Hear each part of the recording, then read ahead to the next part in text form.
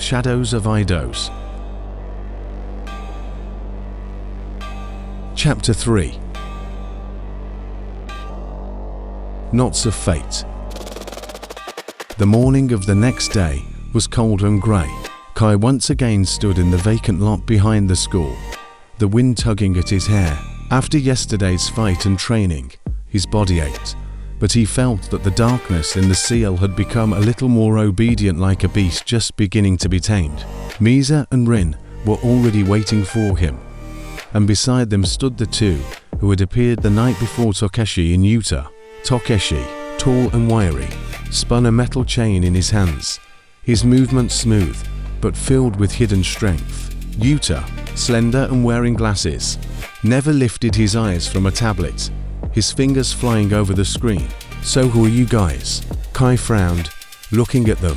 "And how do you know about the shadows?" Misa smirked, twirling an axe in her hands. "This is Takeshi and Yuta, our old pals," she said with a nod toward them.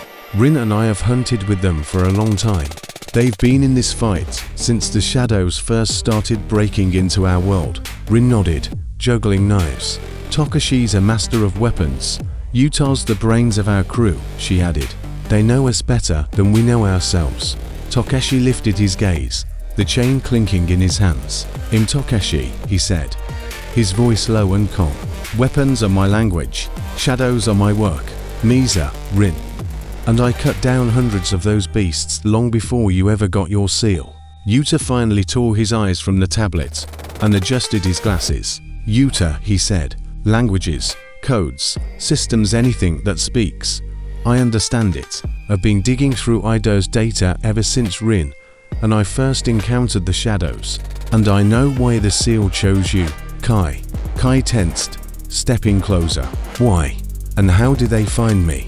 Yuta scrolled through something on the screen, his voice turning serious. "The seal is an ancient artifact of Eidos, something like a beacon.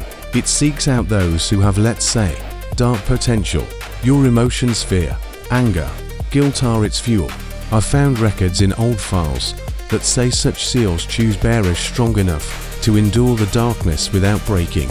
You just happened to fall under its radar, maybe because of that dream you had. And the shadows find you because the seal emits a signal, like a radio wave. They sense it, like sharks smell blood. So in bait," Kai clenched his fist, the darkness in the seal stirring. "And what am I supposed to do about that?" "Learn to control it," said Misa, her leather top glinting in the morning light. "Otherwise you'll not only get yourself killed, but drag us down with you." Training began without another word. Takeshi lashed a chain. Kai dodged, darkness lashing out and scorching the ground. Misa hurled her axes, forcing him to leap aside. Rin threw knives to test his speed. "You've gotten faster," Rin said as she closed in, her jumpsuit creaking, but still clumsy. A scream cut through the air. From the school came a crash, windows rattling. Kai turned, air shimmered at the entrance as shadows rose. 3 figures, a spider with long legs, a wolf with burning eyes, a serpent with hissing heads. At school. Kai lunged forward, but Misa grabbed his shoulder. "Don't be stupid," she snapped, drawing her axes. "We go in together." They stormed into the corridor. Students screamed and scattered. Tables went flying. The spider leapt from the ceiling, legs slicing through the air. Kai dodged. Darkness struck, hurling the beast against the wall. Takeshi's chain wrapped around her leg, then tore it apart. The wolf lunged at Rin, but she slid beneath it, knives driving into its sides. The beast howled, blood spraying. Misa's axe severed one of the serpent's heads, but the other hissed, spitting venom. Yuta shielded Kai, venom splashing onto his tablet, melting the screen. "Damn it, my device," Yuta cursed, pulling out another. "Kai, take the snake." He tossed a smoke bomb, the corridor filling with haze. Kai surged through it, darkness lashing and piercing the serpent. The monsters collapsed into smoke. Silence. Students whispered from their hiding spots.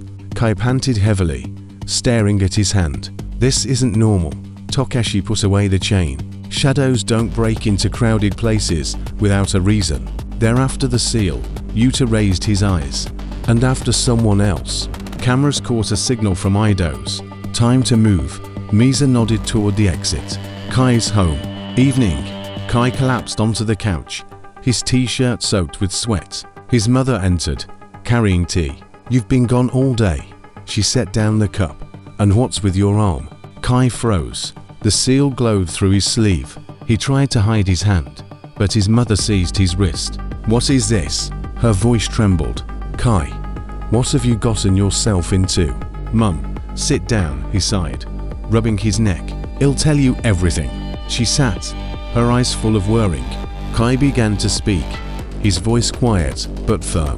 "It started with a dream. The city was burning, and a creature with starry eyes told me it chosen darkness. In the morning, this seal appeared on my arm. Then shadows attacked me, black beasts from another world, Eidos. They feed on emotions, and this thing," he showed her the seal, "draws them in. Yuta, one of the guys I was with today, said it chose me because I can withstand the darkness. They find me through its signal, like a beacon. Misa, Rin, Takeshi, and Yuta, their shadow hunters, training me to fight. Today they were at school, and the monsters almost killed us all. I didn't want to drag you into this, but I can't hide it anymore." His mother was silent, her hands trembling. Then she hugged him, her voice hoarse. "You're my son. Whatever this is, well, face it. But promise me you'll be careful, and don't keep secrets from me."